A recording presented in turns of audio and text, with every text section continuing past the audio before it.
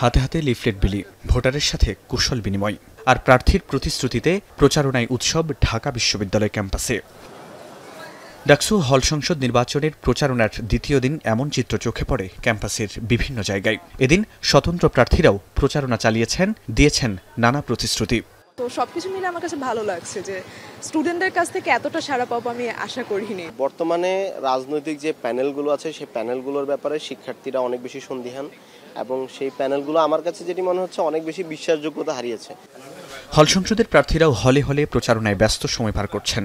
Challenge হচ্ছে ভোটারদের কাছে যাওয়া, ভোটারদের কাছে রিচ করা এবং নিজেকে উপস্থাপন করা। হল সংসদে আমরা যারা প্রার্থীরা আছি তারা কোনোভাবে এক্ষেত্রে পিছিয়ে নেই।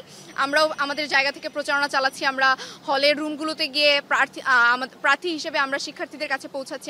প্রচারণায় দেখা যায় ছাত্রদল সমর্থিত প্যানেলের প্রার্থীদের। বুধবার বিকেলে ভিপি প্রার্থী আবিদুল ইসলাম খানের নেতৃত্বে প্যানেলের প্রার্থীরা অন্য প্রার্থীর বিরুদ্ধে আচরণবিধি লঙ্ঘনের অভিযোগ এনে হাজির হয় চিফ রিটার্নিং অফিসারের কার্যালয়ে। স্বতন্ত্র থেকে তিনি আলোকসজ্জা করেছেন, কনসার্ট করেছেন, তারপর কবিতা আবৃত্তি করেছেন, এরপরে তিনি ইশতেহার ঘোষণা করেছেন, যেটা সম্পূর্ণভাবে হচ্ছে নির্বাচনী আচরণবিধি লঙ্ঘন। বুধবার দুপুরে ছাত্র শিবিরের ঐক্যবদ্ধ শিক্ষার্থী জোটের সহ বিভিন্ন প্যানেল ও স্বতন্ত্র প্রার্থীদের প্রচারণার বিলবোর্ড সরিয়ে নিয়ে যায় প্রক্টোরিয়াল টিম। এ নিয়ে বুধবার বিকেলে সংবাদ সম্মেলন করে আবু সাদিক কায়েম বলেন, প্রশাসনের অনুমতি নিয়েই ক্যাম্পাসে ব্যানার টানানো হয়েছিল। এ নিয়ে প্রশাসনের আচরণে হতাশা জানিয়ে তিনি বলেন, চারুকলার ঘটনায় অভিযোগ দিলেও এখনও ব্যবস্থা নেওয়া হয়নি। এবং যে শর্তগুলো দিয়েছিল সেই শর্তের আলোকে আমরা প্রত্যেকটা জায়গায় আমাদের পেস্টনগুলো দিয়েছিলাম, কিন্তু রাতের বেলা গায়েবী নোটিশ চলে আসছে। নোটিশ আসার পরে বলছে হচ্ছে এগুলো সব তুলে ফেলতে হবে।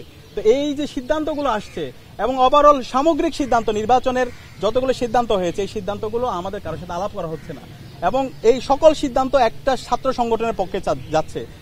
ছাত্র অধিকার পরিষদের ডাকসু ফর চেঞ্জ প্যানেলের ভিপি প্রার্থী বিনিয়ামিন মোল্লা অভিযোগ করে বলেন, প্রশাসন প্রভাবিত, পক্ষপাতিত্ব আচরণ করে যাচ্ছে।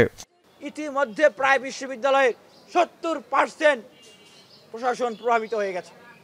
আপনারা 70% ইতিমধ্যে প্যাকেট হয়ে গেছেন। আপনারা হয়তো বুঝতে পারতেছেন না অনেকেই। না হলে এই 11 মাস লাগে না ডাকসুর জন্য, এত ফাইট করতে হইতো না এই ডাকসুর জন্য। এদিকে চিফ রিটার্নিং অফিসার অধ্যাপক ডক্টর মোহাম্মদ জসিমউদ্দিন বলেন, পক্ষপাতমূলক নয়, নিরপেক্ষ অবস্থানে থেকেই কাজ করে যাচ্ছে প্রশাসন। কেউ ডাকসু বানচালের চেষ্টা করলেও প্রশাসন নির্বাচনের দিকে এগিয়ে যাবে। যত কিছু হোক এর পরেও যাতে অন্তত একটা মডেল সেট হয় ডাকসুতে। আমরা দীর্ঘদিন গণতন্ত্র বঞ্চিত, আমাদের ছাত্রছাত্রীরা ভোট দিতে পারে নাই, বাংলাদেশের জনগণ ভোট দিতে পারে নাই। অন্তত ভোটের প্র্যাকটিসটা ডাকসুর মাধ্যমে প্রতিষ্ঠিত হোক, এটা আমরা ছাত্রছাত্রীদের কাছে আশা করি।